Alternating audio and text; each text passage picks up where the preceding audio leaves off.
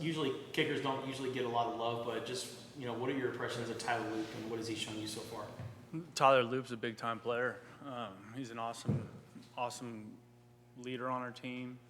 I've just been really impressed with how he goes about his work and how dedicated he is. And I think we can all expect really big things from him.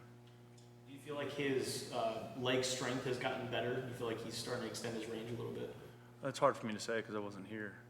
Since I've been here, it's been outstanding. I don't have the point of reference of being here for when he was a freshman and seeing that development, but obviously he's really strong now. Brian and then Michael. How's it been going so far with using the tablets and figuring all that out? It looked like maybe you guys were like checking them out after each set this time. Is that just to get familiar with them? Exactly. Yeah. Just it's new for us too, and so how do we get reps doing that? And so we just built it into the practice plan. I thought it was good. Danny Gonzalez had said the other day that the tablets can make an average coach really good because now they have this information. Is that like there's some gamesmanship that maybe you have to adjust to the adjustments because everyone is able to look at this stuff right away? Yeah, I think it has a chance for some of those adjustments to happen maybe a little bit faster because you have an exact picture of what you think you saw. Sometimes the game happens pretty fast and you're like, no, this is what happened. And then you look at the film, you're like, oh, it wasn't exactly what I thought it was. Now you have a chance to evaluate that, the next series. And so I think there is value in that. And I think, and especially with, the communication from the coaches that are upstairs and what they see. And so I think it's going to be good. Michael and then David. Trey Smith was really giving off a strong leadership vibe the other day when he was up here. What can you say just about his character, his makeup, and his presence in the locker room? Trey Smith is just a really special, person. We've obviously known him for a long time because he played for us at San Jose. He was one of the guys at San Jose State where I could literally set my watch with the time he walked in the building every day. The last 3 years at San Jose, he's one of those players that you saw in the building every single day of the year, no matter what. Just like that was how committed he is, and how much it means to him. And so he's been a great addition to the team, and the guys on the team here have done a great job of welcoming him into the family. It's been really good. And what enabled him to kind of take off as a player last year? Well, he would have taken off the year before. He just got injured. David and then Jason. Brent, what would you say in the first 3 weeks of camp has been the most pleasant surprise for you with this team? That's a good question. The most pleasant surprise.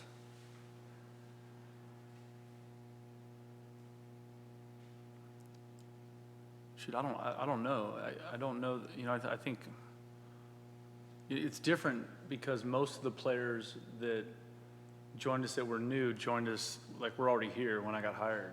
So sometimes that happens with like a freshman, right? You're like, wow, this freshman's really playing great. But like those players were here for spring practice, most of them. So you saw that part of it. I do really think this team really, it's really important to them.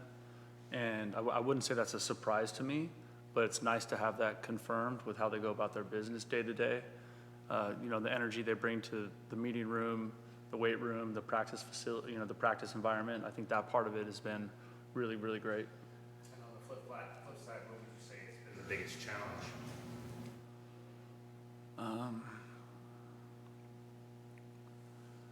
I don't know. I think like the challenges of football are kind of, they change year to year, team to team. I don't know that there's an exact situation that we've been dealing with. It's been specifically challenging. I don't know. That's a good question. I don't know that I have a great answer for that. I'm sorry.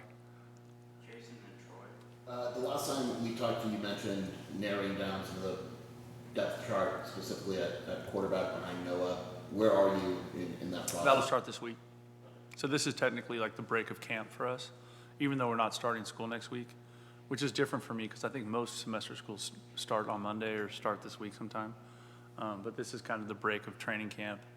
The players will be off tomorrow, and they give us, the coaches a chance start to ramp up some of the conversation and the planning for New Mexico. So that's kind of where we're at.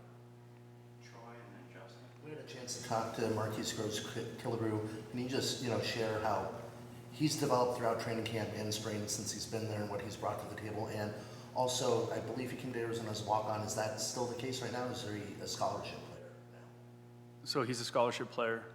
I think we're all really excited about him. Just the acceleration of his development.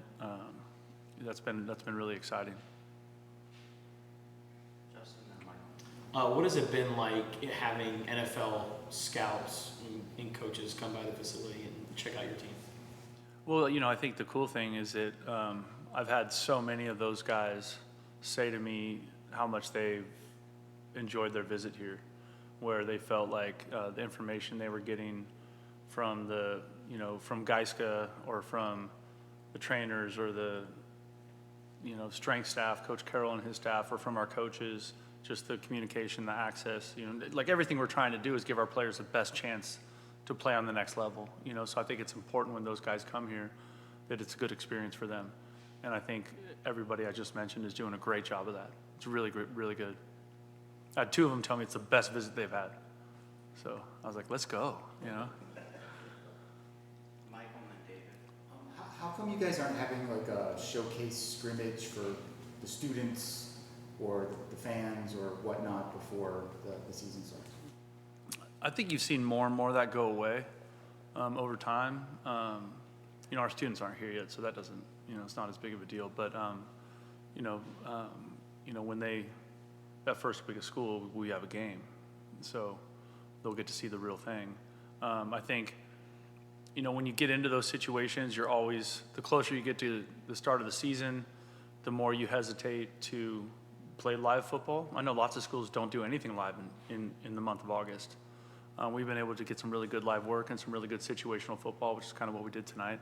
So I feel good about where we're at that way. It's a fine line because you're always, are we getting enough tackling, right? Are we getting enough of that kind of physical? But then you're also like, well, you're also saying to yourself, well, we have a couple really special players. Do we want to play the season without them? So it's a really fine line in terms of getting them game ready and then also putting them at risk, right? What about just in terms of having an open practice for fans? Well, we'd done that, our first few months here, you know what I mean? And then as it goes, I think for me, I'm always trying to figure out what's, one of our major, kind of standards for the team is protect the program. And so if when we do that, if there's a lot of information getting out there about what's happening in the practice environment that I think is not going to serve us, then I have to make determinations on how to corral that. And so that would be why. But I think we've had a big group of donors at every practice so far this training camp, and that's been real positive. And early on in camp we had a lot of fans, and so I think people have had a lot of access to our program. I feel good about that. David, and then our last question, Jason. Brent, you had Coach Peterson here last week. What did you take away most from and like about the message he delivered to your guys? Well, I mean, Coach Peterson is one of the best coaches in the history of college football. And so anytime you can have somebody like that around your program, I think you're really fortunate. And I'm really grateful for the friendship that he and I have had over the years. And I think there's been lots of head coaches that have helped me on my journey as a head coach, guys that I can call when something comes up, or how have you handled this, or how did you guys practice this, or what was your coaching points on whatever it is. And so having resources like that, for me over the years, it's been lots of people. It's been David Shaw or Dick Tomey or Chip Kelly, or I think that's one cool thing about football is that like coaches actually try to help each other. It's not like there's like no proprietary secrets that you're like they share, and I think that's really good. And I really value my friendship with Coach Peterson. Last question to Jason. At this point in camp, only a certain amount of days away from prepping for New Mexico, is this team where you wanted them to be, where you expected them to be in terms of what they look like at camp? I think we're in a great spot. I really do. I think we have work to do. I'm glad we have 2 weeks of practice left. You know, I mean, that part of it. This stretch right here was a tough stretch. I think we had 6 practices in 7 days. So like that's kind of the grinder, one of the grinder kind of parts of camp. And I thought our players did a great job. I thought they showed up for camp and they're in good condition and in good shape. I thought Coach Carroll and his staff did a great job of preparing them for that.